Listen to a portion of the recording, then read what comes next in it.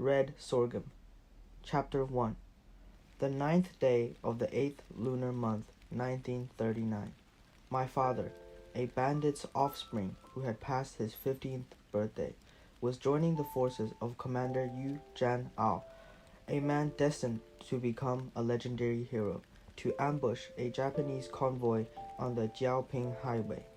Grandma, a padded jacket over her shoulders, saw them to the edge of the village.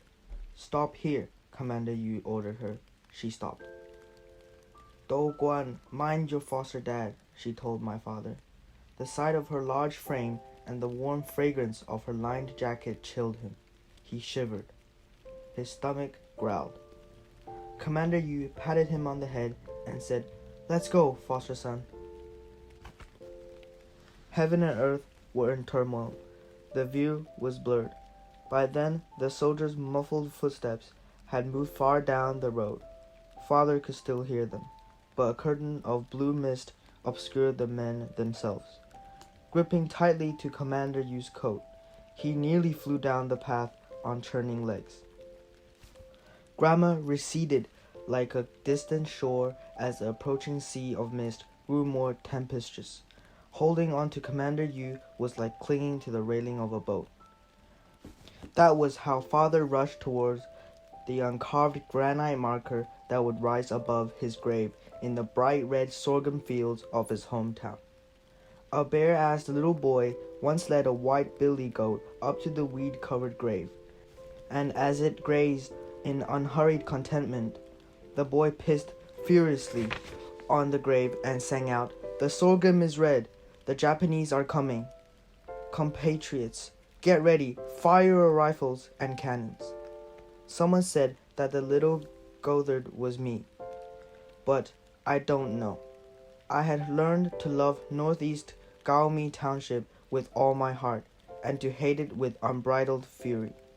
I didn't realize until I had grown up that the northeastern Gaomi Township is easily the most beautiful and most repulsive, most unusual and most common, most sacred and most corrupt, most heroic and most bastardly, hardest drinking and hardest loving place in the world.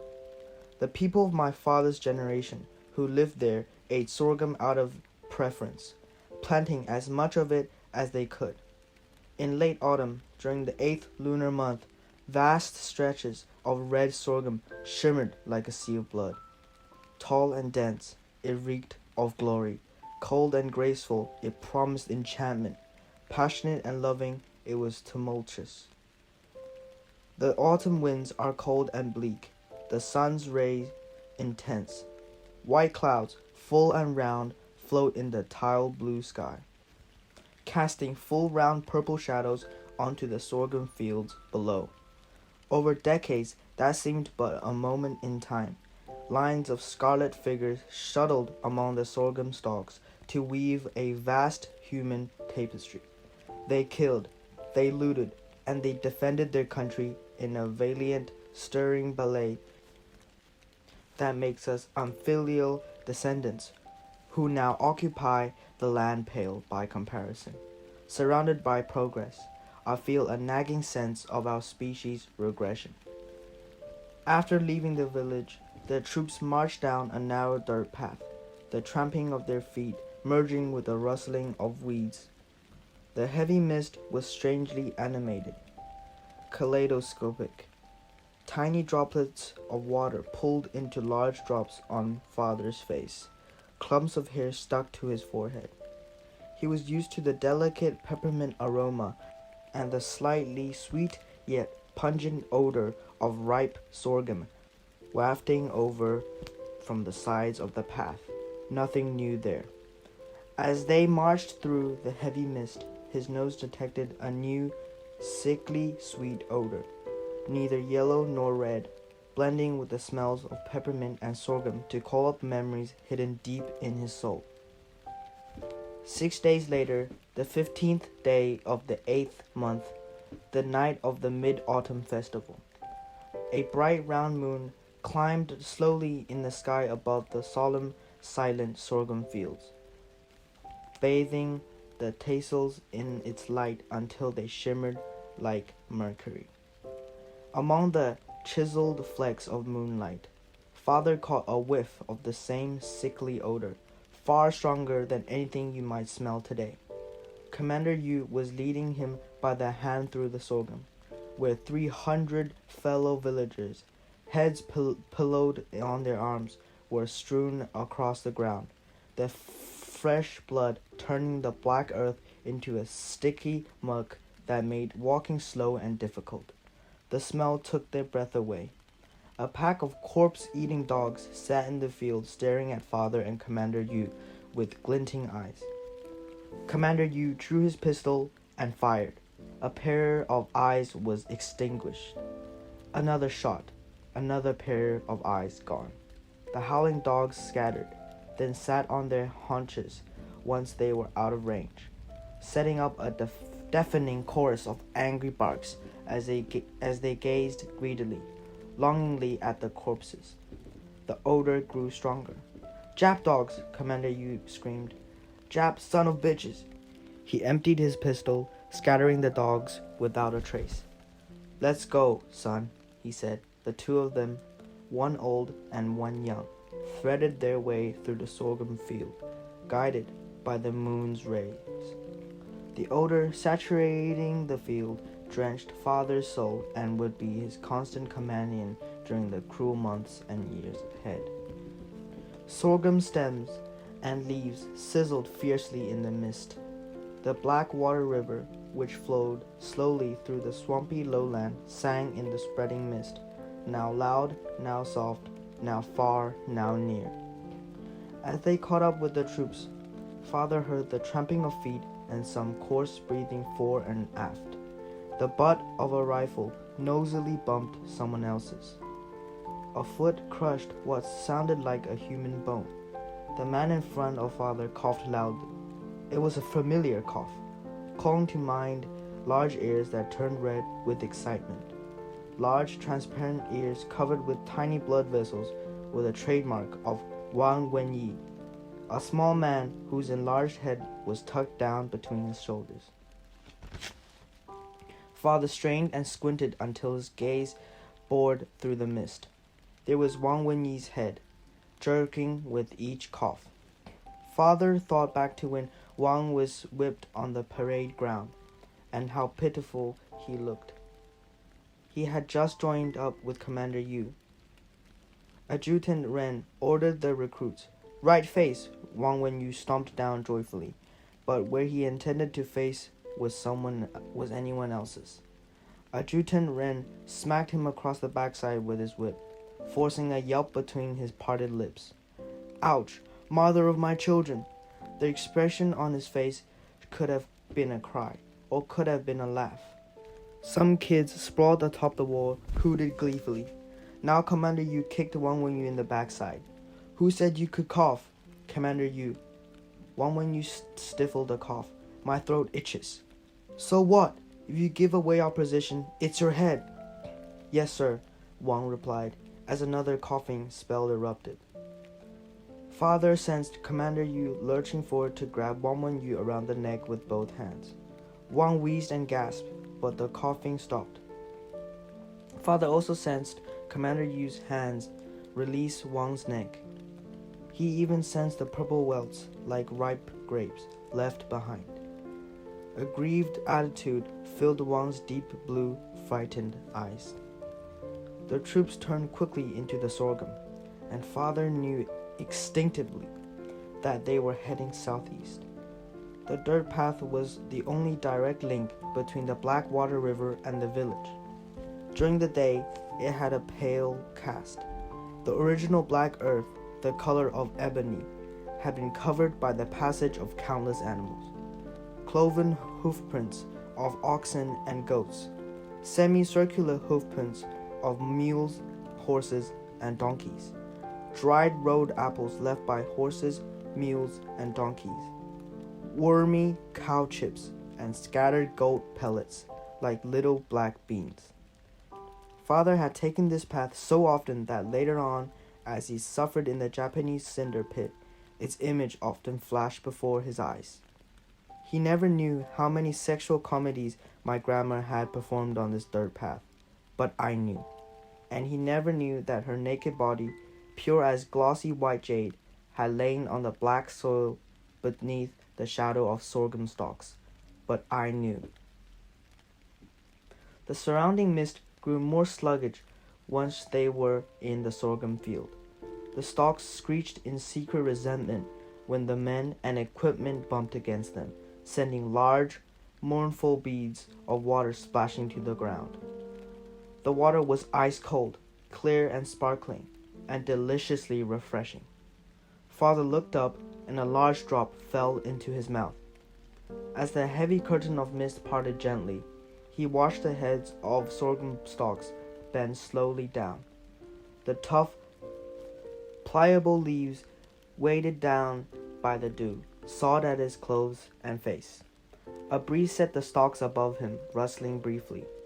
The gurgling of the Blackwater River grew louder. Father had gone swimming so often in the Blackwater River that he seemed born to it. Grandma said that the sight of the river excited him more than the sight of his own mother. At the age of 5, he could dive like a duckling, his little pink asshole bobbing above the surface, his feet sticking straight up. He knew that the muddy riverbed was black and shiny, and as spongy as soft tallow, and that the banks were covered with pale green reeds and plantain the color of goose down. Curling vines and stiff-boned grass hugged the muddy ground, which was crisscrossed with the tracks of skittering crabs. Autumn winds brought cool air, and wild geese flew through the sky heading south, their information changing from a straight line 1 minute to a V the next. When the sorghum turned red, hordes of crabs the size of horse hooves scrambled onto the bank at night to search for food. Fresh cow dung and the rotting carcasses of dead animals among the clumps of river grass. The sound of the river reminded Father of an autumn night during his childhood, when the foreman of our family business, our Hat Liu, named after Buddhist saints, took him crabbing on the riverbank. On that gray-purple night, a golden breeze followed the course of the river. The sapphire-blue sky was deep and boundless. Green-tinted stars shone brightly in the sky. The ladle of Ursa Major, signifying death, the basket of Sagittarius, representing life, octanes, the glass well missing one of its tiles, the anxious herd boy, Altair, about to hang himself, the mournful weaving girl, Vega, about to drown herself in the river. Uncle Arhat had been overseeing the work of the family distillery for decades, and Father scrambled to keep up with him as he would his own grandfather. The weak light of kerosene lamp bored a 5-yard hole in the darkness. When water flowed on into the halo of light, it was the cordial yellow of an overripe apricot, but cordial for only a fleeting moment before it flowed on. In the surrounding darkness, the water reflected a starry night. Father and Uncle Arhat, raincaps over their shoulders, sat around the shaded lamp, listening to the low gurgling of the river. Every so often, they heard the excited screech of a fox calling to its mate in the sorghum fields beside the river.